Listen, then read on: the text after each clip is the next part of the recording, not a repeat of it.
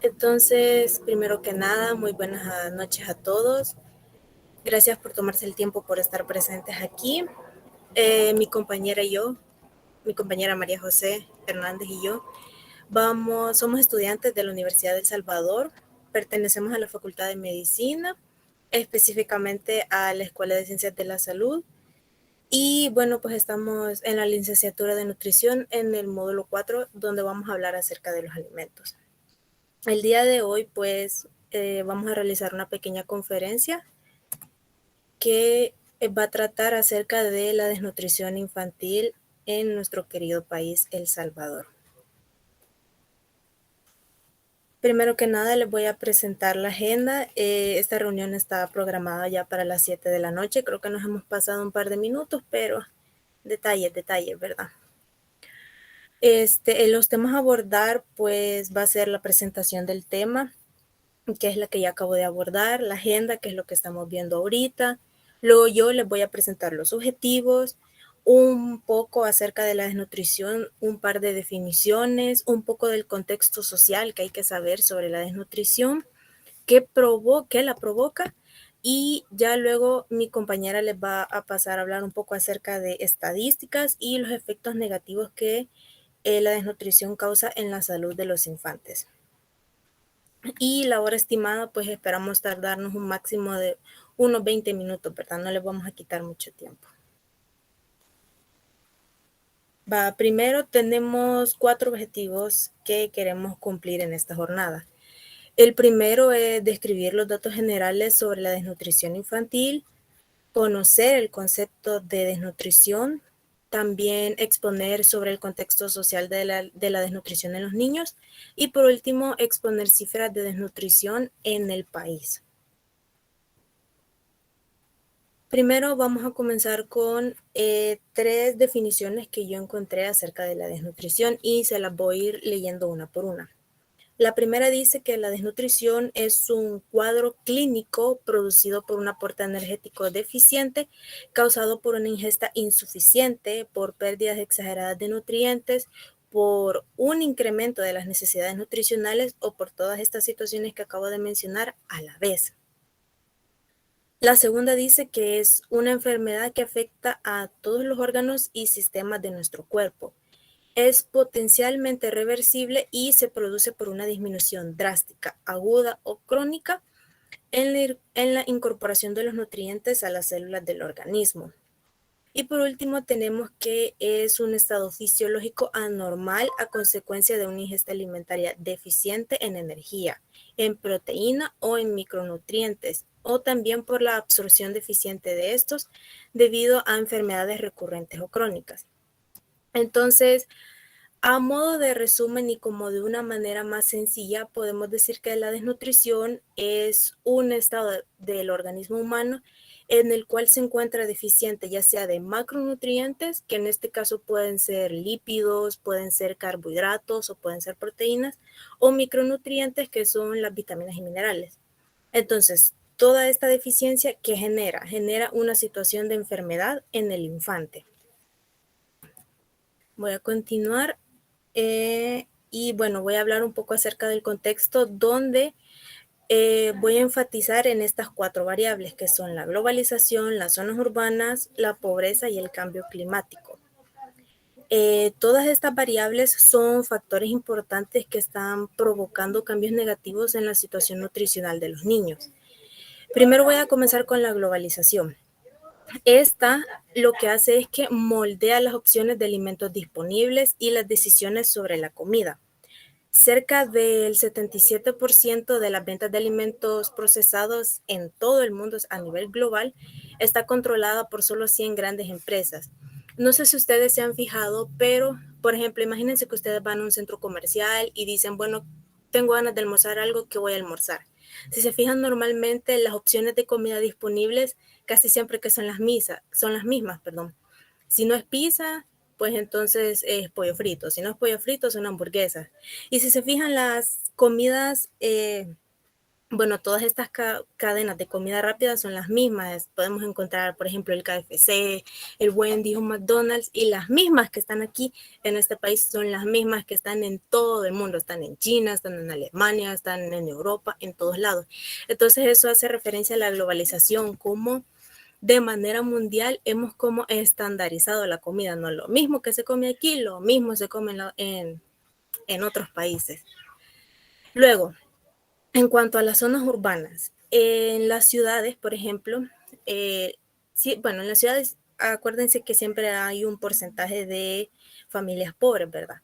Entonces, los niños de estas familias pobres viven en ambientes donde no hay alimentos saludables y donde abundan mucho los productos procesados con un alto contenido calórico y que son bajos en nutrientes. Como les acabo de mencionar, la comida que normalmente está a nuestro alcance, por ejemplo, no es que tenga un aporte alto en nutrientes o en algo que vaya a ser beneficioso para la salud de los niños.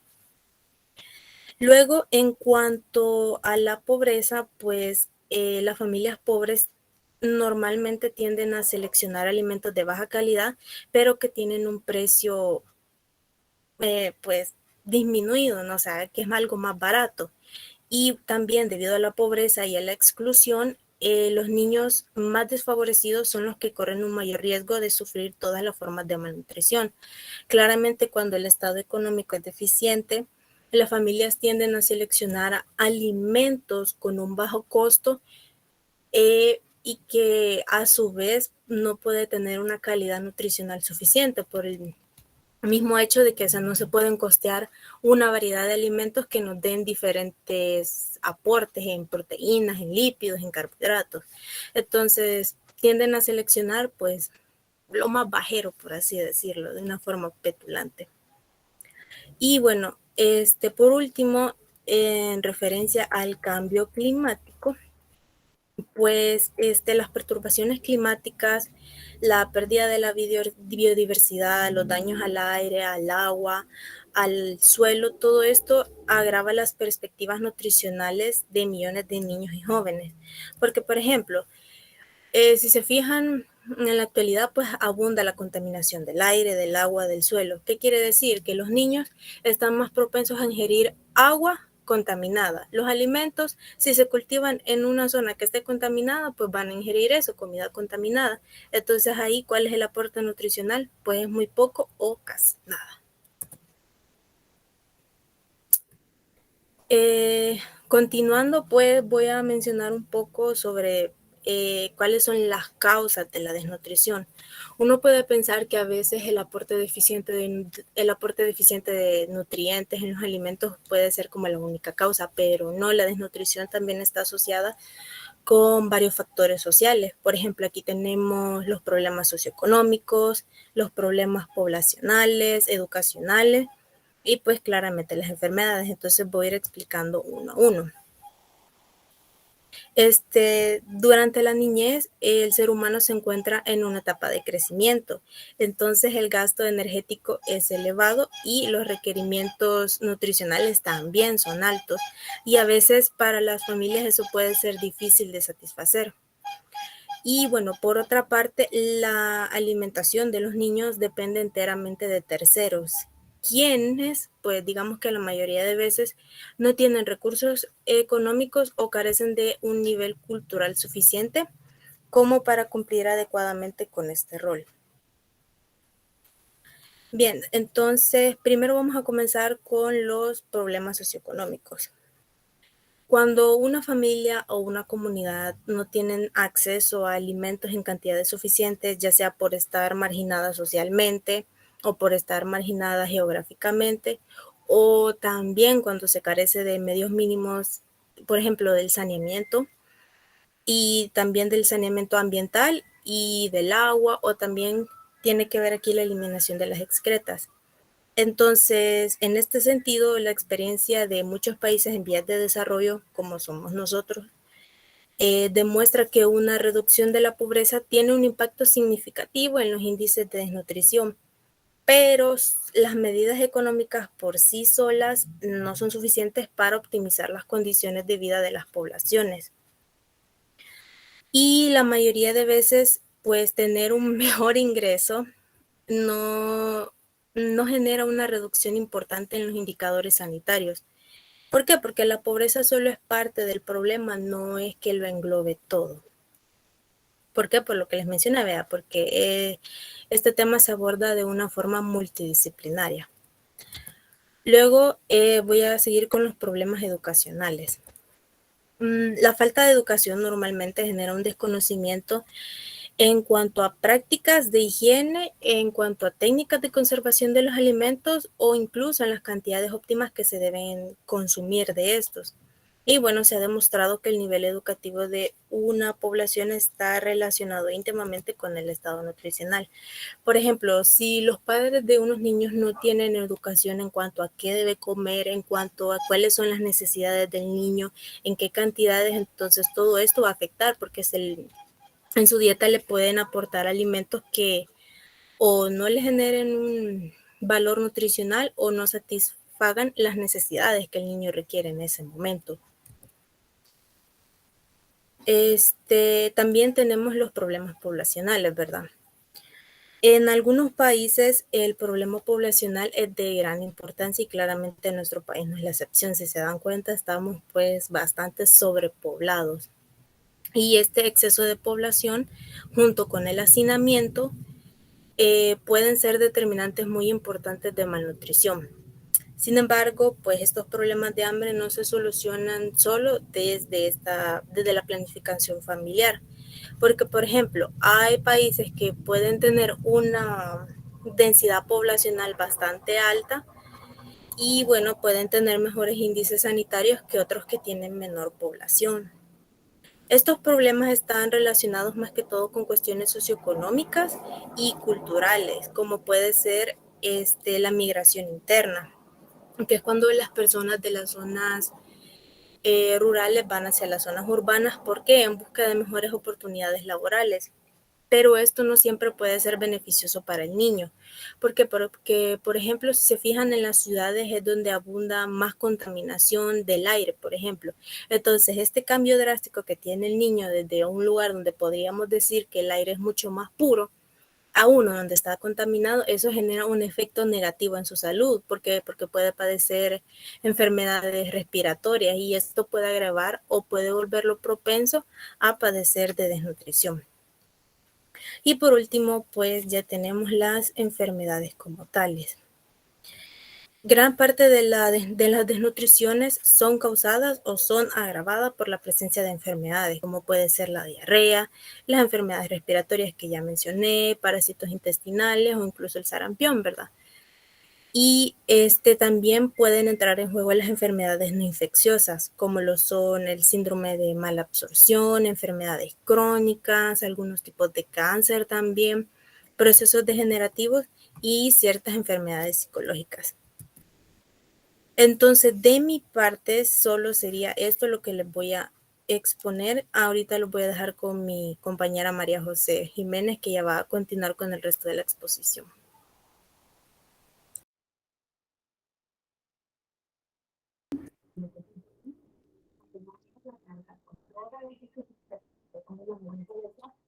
Muy buenas noches.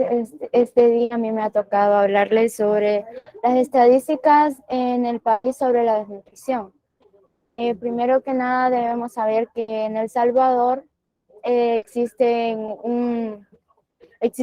bastante desnutrición. Bueno, vamos a empezar a hablarles sobre que la desnutrición en nuestro país se da más que todo por la deficiencia de micronutrientes, sobrepeso y obesidad. Dicha situación resulta apremiante para el desarrollo del país, considerando que estos problemas nutricionales deterioran la salud y la calidad de vida de quienes la padecen, limitando el desarrollo humano y por tanto el desarrollo económico y social de la nación. A nivel de país, el 13.5% de la población sufre de subalimentación, es decir, que su nivel de ingesta de alimentos es insuficiente para satisfacer las necesidades de energía alimentaria.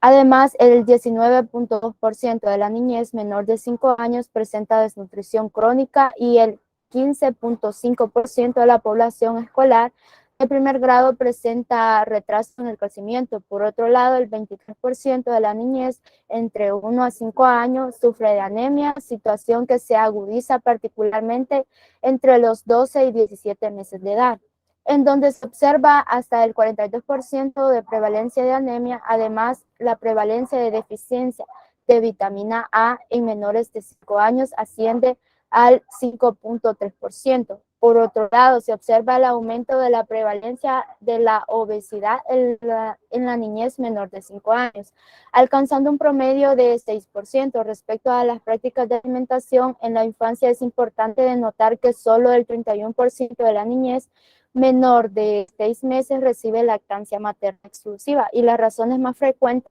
son que las madres no pueden darles de mamar. Razón por la que a veces es porque los niños no les gusta la leche materna. Otras razones son porque las madres tienen que ir a trabajar y los dejan con niñeras, o también porque a veces no les sale la leche suficiente que el bebé necesita. Respecto a la situación nutricional de mujeres en edad fértil, puede observarse que el 35.5% padecen de sobrepeso y el 18.4% de obesidad.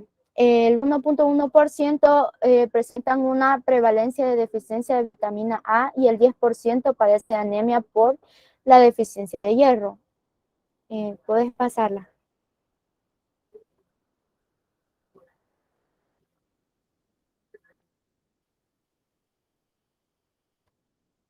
Bueno, ahora vamos a hablar sobre los efectos negativos de la desnutrición. La desnutrición causa el retraso en el crecimiento, y, pero causa, por ejemplo, en los niños pequeños como de 7 años, o de repente se crecen y así se quedan, como que crecen en pausa. Vaya, y el segundo efecto negativo es la hambre oculta, que es de carencias de micronutrientes, que es por el desarrollo y crecimiento deficiente. Problemas también, esto causa también problemas para la inmunidad y el desarrollo de los tejidos. Tienen mala salud y riesgo de muerte. El sobrepeso, incluyendo la obesidad, a corto plazo problemas cardiovasculares, infecciones y baja autoestima. O bueno, también a largo plazo, obesidad, diabetes y otros trastornos metabólicos.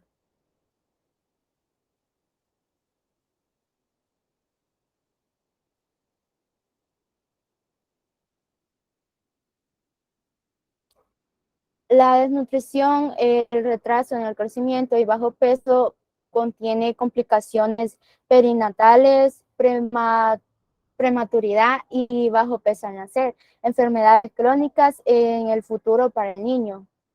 149 millones de niños menores de 5 años sufren de retraso en el crecimiento. Casi 50 millones de niños menores de 5 años sufren emación. 40 millones de niños menores de 5 años padecen de sobrepeso, y más de cada 3 niños no crece bien. El hambre oculta por las carencias de micronutrientes también causa la mortalidad materna. Defectos del tubo neural en recién nacidos, prema- prematuridad, bajo peso al nacer y desarrollo cognitivo deficiente en los recién nacidos. El sobrepeso incluye la obesidad, lo cual causa la diabetes gestacional y preeclampsia, complicaciones obstétricas, sobrepeso y enfermedades crónicas en el futuro para el niño. Más de 340 millones de niños sufren de carencias de micronutrientes esenciales, vitaminas y minerales. Al menos 1 de cada 2 niños sufren de hambre oculta. Eso será todo de mi parte. No sé si tienen alguna pregunta.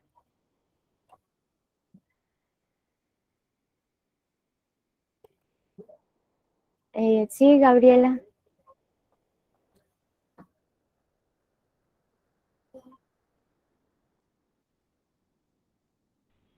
Yo sí tengo una pregunta para María José, para ti. Sí, dime. ¿Cómo podemos evitar la desnutrición?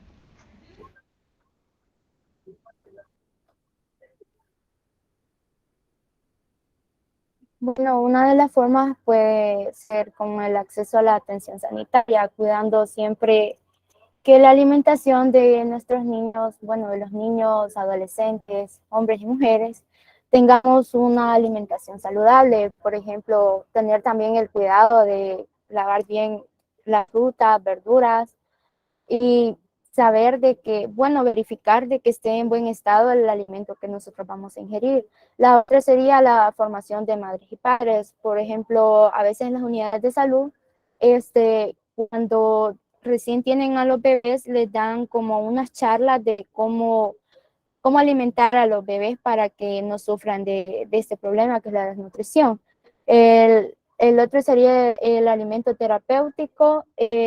También es importante de que los recién nacidos tengan una lactancia materna, es algo muy fundamental. Y también el acceso a agua y saneamiento. ¿Alguien más tiene otra pregunta? Sí, ¿cuál es tu pregunta?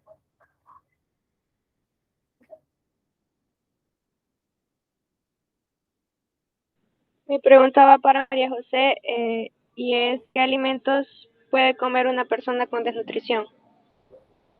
Bueno, estas personas se les sugiere comer sopas, consomés, cremas, purés, queso rallado, leche entera o en polvo. De esa crema que le dicen crema nata o crema de leche, aceites vegetales, margarina o mantequilla, legumbres, arroz, carnes, embutidos, huevo batido y huevo duro troceado.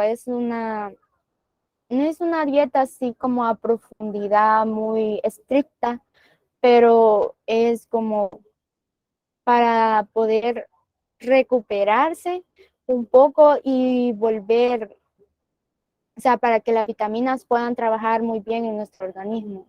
No sé si alguien más tiene otra pregunta. Y sí puedes escribir tu pregunta en el chat y yo la leo. Solo vi para quién es.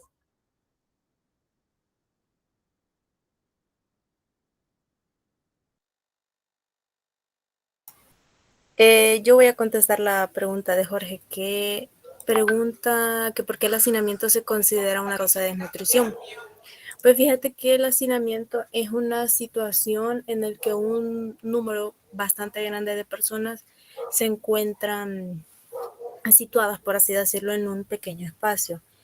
Si te fijas, la mayoría de familias en El Salvador son bastante numerosas, ¿verdad? Y las casas, más que todo en las zonas más pobres, por así decirlo, no son muy grandes, ¿verdad? Entonces hay pequeñas casas donde viven 7 personas, 8 personas, 10 personas.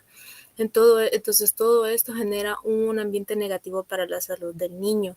¿Por qué? Porque al verse en contacto o rodeado con una gran cantidad de personas, eso lo hace vulnerable a ciertas enfermedades como enfermedades respiratorias o enfermedades diarreicas también.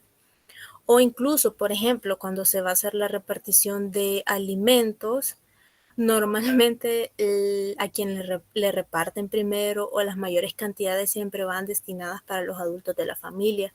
Y quien queda de último, pues normalmente son los niños. Entonces, todo esto lo que puede provocar es una situación de desnutrición.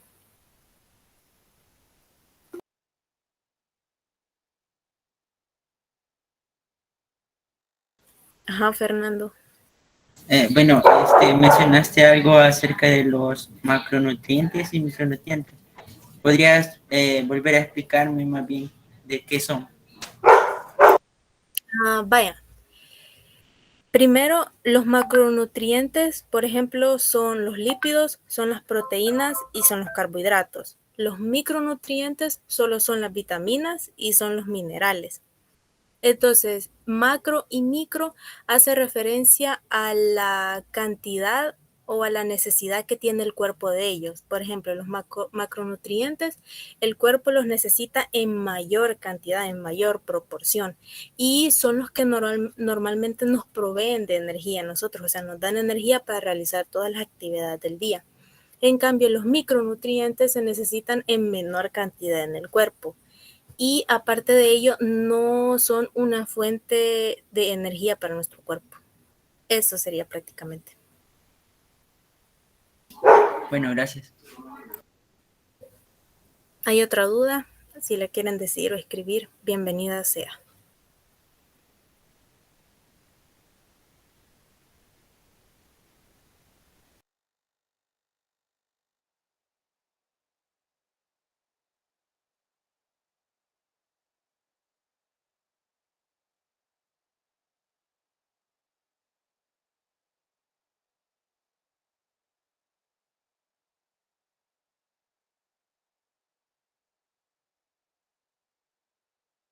Si no hay más preguntas, entonces solo me queda darle las gracias por asistir.